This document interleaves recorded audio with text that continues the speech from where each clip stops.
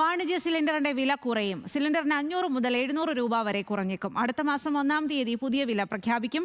എണ്ണ കമ്പനികളുമായി കേന്ദ്ര പെട്രോളിയം മന്ത്രാലയം ചർച്ച നടത്തിയിരുന്നു. വാണിജ്യ സിലിണ്ടർ വിതരണത്തിനുള്ള നിയന്ത്രണം ഇന്നലെ കേന്ദ്ര സർക്കാർ നീക്കുകയും ചെയ്തു. ശരത് ലാലാണ് വിവരങ്ങളുമായി ചേരുന്നത്. ശരത് ലാൽ, എന്തായാലും ആശ്വാസകരമായിട്ടുള്ള വാർത്തയാണ്. നമ്മൾ കഴിഞ്ഞ കുറച്ച് നാളുകളായി അനുഭവിക്കുന്ന വലിയൊരു പ്രശ്നമാണ് ഈ ഒരു സിലിണ്ടറിന്റെ വില കൂടുന്നതൊക്കെ. എന്തായാലും അതിൽ ഒരു തീരുമാനം ഉണ്ടാവുകയാണോ? സ്വാതി, അത് തന്നെ അന്താരാഷ്ട്ര മാർക്കറ്റിൽ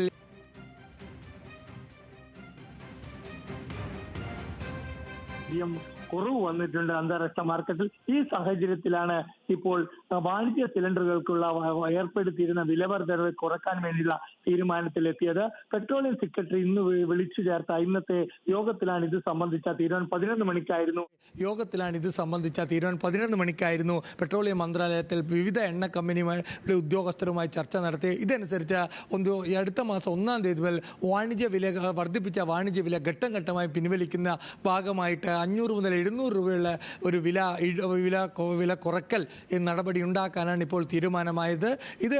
ഇത് മാത്രമല്ല, ഘട്ടം ഘട്ടമായി വില വീണ്ടും കുറക്കുമെന്ന് തന്നെയാണ് പെട്രോളിയം കമ്പനികളും ഈ യോഗത്തിൽ ധാരണയായത്.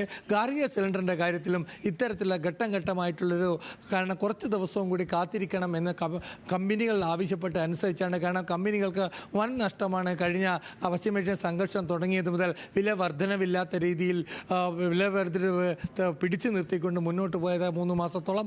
ആ ഒരു അവസ്ഥയിലേക്ക് കാര്യങ്ങൾ വൻ നഷ്ടമുണ്ട്. അതുകൊണ്ട് തന്നെ ഉടനെ ഒരു വില